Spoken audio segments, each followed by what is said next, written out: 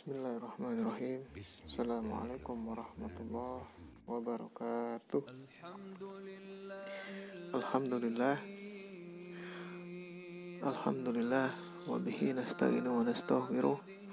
Wa min sayyiati a'malina may yahdihillahu wa may yudlil fala mudilla lahu wa may yudlil fala hadiyalah. Asyhadu an la ilaha illallah wa asyhadu anna Muhammadar Rasulullah. Amma ba'du. Alhamdulillah, segala puji dan syukur sudah patutnya kita panjatkan kepada Allah Subhanahu wa Ta'ala, Zat pemilik alam semesta yang telah memberikan kita berbagai nikmat Islam, nikmat iman, nikmat sehat walafiat, yang mana jika kita mau menuliskan semua nikmat atau menyebutkannya, maka tak akan cukup waktu kita. Maka sudah sepatutnya kita berucap syukur atas segala nikmat yang telah Allah berikan kepada kita. Alhamdulillah. Salawat dan salam tak lupa kita aturkan kepada junjungan kita, suri tauladan kita, seorang manusia yang begitu mulia akhlaknya, seorang manusia yang kelak kita mohon bersama-sama syafaatnya di yaumil akhir, Nabi Allah Muhammad sallallahu alaihi wasallam. Salawat dan salam tak lupa kita aturkan kepada keluarga beliau, pada sahabat, dan insya Allah kepada kita semua sebagai umatnya.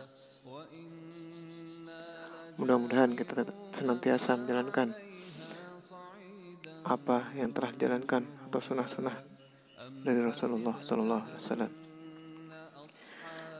Saudara-saudaraku, di kesempatan yang baik ini, di hari yang cerah ini, dalam suasana kemerdekaan, mari saling mengingatkan sama saudara kita, sama teman kita, sama kerabat kita, untuk saling mengingatkan, mengajak dalam hal kebaikan. Baik, saudara-saudaraku, izinkan saya untuk sekedar mengingatkan, karena kaitannya sebagai sama muslim, wajib mengingatkan, khususnya dalam hal kebaikan, dalam hal agama, yang mana itu adalah menjadi bekal kita kelak di akhirat. Salah satu bab yang sangat penting sebagai kita umat Islam adalah rukun Islam, yang mana rukun Islam itu adalah merupakan pondasi dari kita umat Islam. Dari kecil kita sudah belajar tentang rukun Islam. Dari kecil kita sudah sering mendengarkan dari guru-guru kita apa itu rukun Islam. Maka di sini saya sekedar ingin mengingatkan kembali. Adapun rukun Islam kita ada 5. Kita sedikit mengingatkan kembali saja, karena sifatnya kita sama-sama bermuhasabah, berintrospeksi diri, dan saling mengingatkan. Karena itu merupakan kewajiban dari sesama muslim.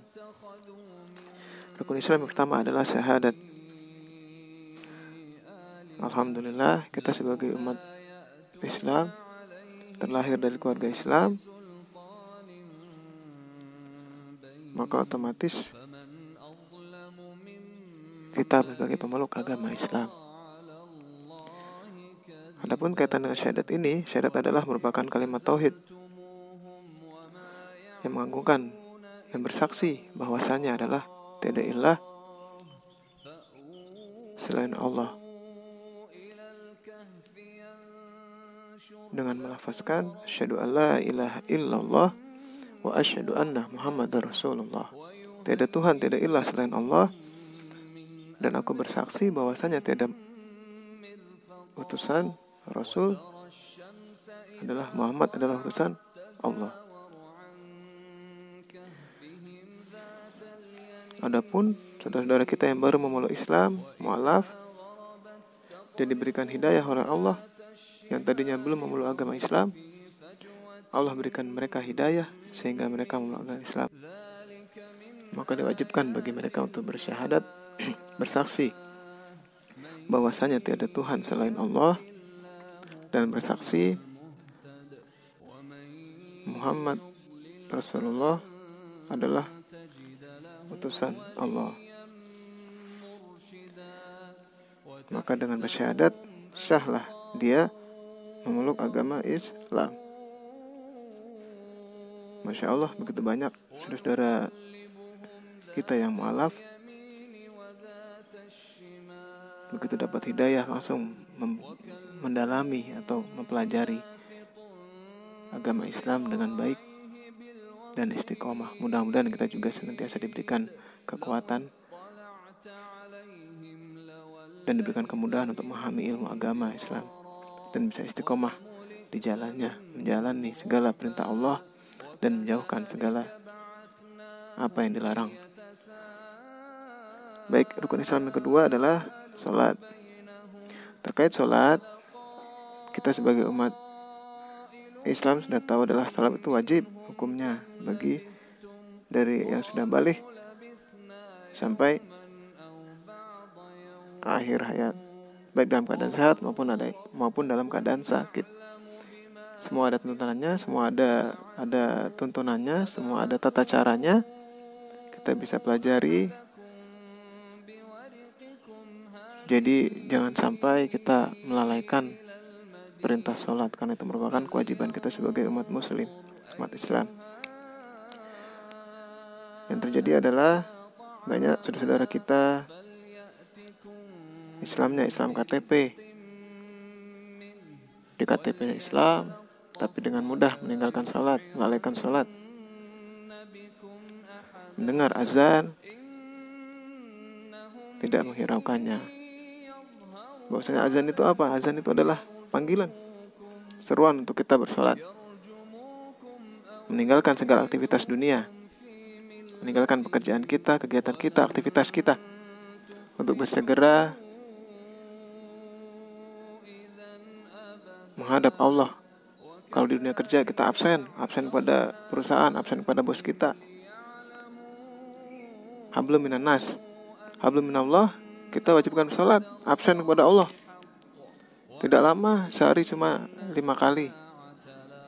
Itu pun waktunya tidak lama. Paling lama kita sholat 5 menit. Dalam sehari 24 jam, kita bisa istirahat tidur 7-8 jam, 5-8 jam, bekerja 8 sampai bahkan 12 jam, 14 jam. Saya sendiri pernah mengalami itu, bekerja dalam waktu yang lama. Tapi kadang kita di waktu yang banyak itu kita hanya dengan mudah meninggalkan sholat. Na'udzubillah, mudah-mudahan kedepannya kita lebih istiqomah, tidak meninggalkan sholat. Bahwasanya sholat itu apa? Sholat itu pembatas. Buat saya adalah pembatas antara hablum minan nas dan hablum minallah tadi. Pembatas waktu agar kita tidak melulu disibukkan dengan kehidupan dunia. Kita hanya diwajibkan 1 hari 5 waktu saja. Subuh, zuhur, asar, maghrib, dan isya. Di waktu subuh kita diwajibkan bangun pagi, di mana pagi itu banyak keberkahan. Di waktu siang, di sibuk-sibuknya kita sedang bekerja, beraktivitas. Waktu zuhur adalah waktu istirahat. Istirahat, kita bisa makan, istirahat, dan sholat. Di waktu asar, kita kembali dengan sibukan, dengan pekerjaan kita, aktivitas kita, atau yang jelang pulang, kita kembali menghadap Allah, sholat asar, sambil berdoa, sekiranya kita pulang, diberikan keselamatan dalam perjalanan. Di waktu maghrib, kita sudah di rumah, berkumpul dengan keluarga, kita bisa berjamaah keluarga di rumah, ataupun di masjid. Dan di waktu isya, di waktu malam, waktu kita beranjak istirahat. Adapun sholat sunnah sholat sunnah rawatib, sholat sunnah duha, maupun sholat qiyamul lail, dan sunnah-sunnah lainnya yang bisa kita lakukan. Itu semua adalah tujuannya untuk mengingatkan kita kepada Allah Subhanahu wa Ta'ala. Dan lagi buat saya ada sebagai sholat itu sebagai pembatas kehidupan dunia dan mengingatkan kita akan adanya hari akhirat. Yang ketiga adalah berpuasa. Rukun Islam yang ketiga puasa. Kita diwajibkan berpuasa pada bulan Ramadan. Berpuasa sunnah di bulan haji atau Idul Kurban, maupun puasa sunnah lainnya. Puasa sunnah bisa sunnah Senin Kamis, puasa Daud, maupun Ayyamul Bid di pertengahan bulan Hijriah 13, 14, 15. Silakan mana yang sekiranya dapat dijalankan, tidak menyulitkan, terkecuali puasa Ramadan ya, puasa yang wajib harus kita lakukan. Insya Allah dengan berpuasa, karena dalam salah satu lagunya Opik, Tombo Hati, puasa salah satu dari tombo hati. Ya, jika kita mengalami kesulitan atau mengalami kegundahan, kegalauan, silahkan berpuasa. Insya Allah Allah berikan kemudahan. Karena sifatnya puasa adalah menahan diri dari segala hawa nafsu, bukan hanya menahan lapar dan haus. Baik, yang keempat adalah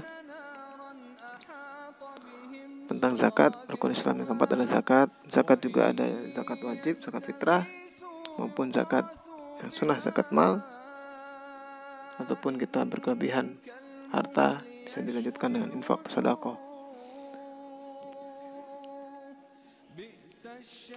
Kaitan zakat juga banyak dibahas. Silakan dicari materinya kembali. Bahwa zakat juga sebagai rukun Islam kita keempat, wajib kita lakukan. Rukun Islam yang kelima adalah berhaji, yang mana sudah disebutkan bahwasanya haji bagi yang mampu. Walaupun tidak mampu, insya Allah kita niatkan, Allah nanti akan yang memudahkan niat kita berhaji. Alhamdulillah, atas izin Allah kami diberikan kemudahan bisa berangkat ke Tanah Suci di tahun 2017 dengan segala perjuangan yang awalnya memang dari niat kita menyempurnakan agama ini, rukun Islam. Masya Allah, kita tidak tahu rencana Allah itu begitu indah. Kita tidak tahu. Ya, kita tidak terfikir. Kami sendiri tidak terfikir waktu itu dari mana kita bisa berangkat haji dengan berbagai pertimbangan, dari kesiapan fisik, mental, jasmani, rohani, maupun dari sisi materi. Tapi dengan niat kita yang tulus, Masya Allah, kita tidak tahu Allah memberikan jalan begitu mudahnya. Itulah jika kita percaya, kita niat dengan tulus, ikhlas, mengharap ridhonya, Allah mendengar, mengabulkan keinginan kita, niat baik kita. Kun fayakun, jika yang terjadi, terjadilah. Begitu mudah bagi Allah, semudah membalik telapak tangan kita. Terkait haji ini, saya juga dari dulu memang sudah niat, bahkan jauh waktu awal bekerja ya, saya niat berhaji bersama sahabat saya. Boy, cerita nih, kapan kita naik haji ya? Ayo kita berencana saja. Ya, karena memang di Indonesia sendiri, Masya Allah, peminat atau yang orang berniat haji itu sangat-sangat banyak. Saya juga sempat menuliskan di blog saya tentang perjalanan haji. Iseng-iseng saya juga menghitung bahwasanya sekian juta penduduk Indonesia dengan kuota yang bisa diberangkatkan ke Tanah Suci Mekah sangat jauh dari cukup ya. Maka Masya Allah, begitu kita sebagai umat Islam di Indonesia khususnya yang terbesar, salah keberapa yang terbesar di dunia, salah satunya ya, dengan kuota yang terbatas. Jadi ya sangat-sangat dimaklumi jika memang antrian itu sangat banyak, di samping dengan hal-hal yang lain. Ada yang harus rela menunggu 10, 15, 20 atau lebih dari 20 tahun. Masya Allah, haji itu yang ya Masya Allah, kita bisa diberangkatkan dalam keadaan fisik yang masih sehat, masih muda. Saya bertemu dengan banyak saudara kita di sana yang sudah tua, maka tidak aneh kalau di sana banyak korban, banyak yang tersesat, karena memang banyak jamaah haji kita yang reguler khususnya ya, yang masih berusia senja, usia lanjut. Mungkin dia bingung di sana. Insya Allah mudah-mudahan saudara kita yang wafat di sana, yang meninggal di sana, Allah terima ibadahnya, karena janji Allah, barang siapa yang pergi haji dan wafat di sana, insya Allah surga Allah itu menanti. Mudah-mudahan kita yang masih muda diberikan kekuatan, kesehatan, diberikan rezeki agar bisa segera menyempurnakan agama kita, berangkat haji ke tanah suci Mekah. Amin ya rabbal alamin.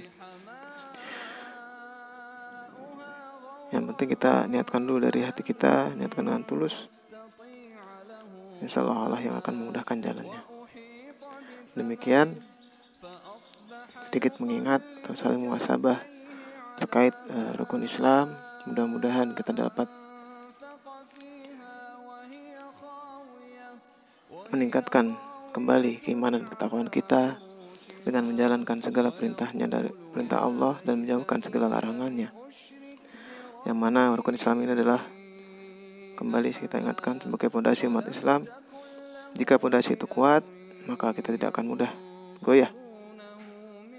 Namun jika fondasi itu lemah, rapuh, ya kita juga akan mudah terombang-ambing. Hidup kita mudah galau dan lain sebagainya. Fondasi itu pilar, ya, pilar kekuatan pegangan hidup kita ya, rukun iman, rukun Islam. Ya.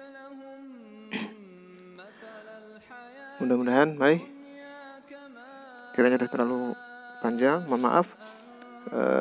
Sekiranya ada yang bermanfaat datangnya dari Allah, yang kurang datangnya murni dari diri saya pribadi, maka mohon dimaafkan pintu maaf yang sebesar-besarnya.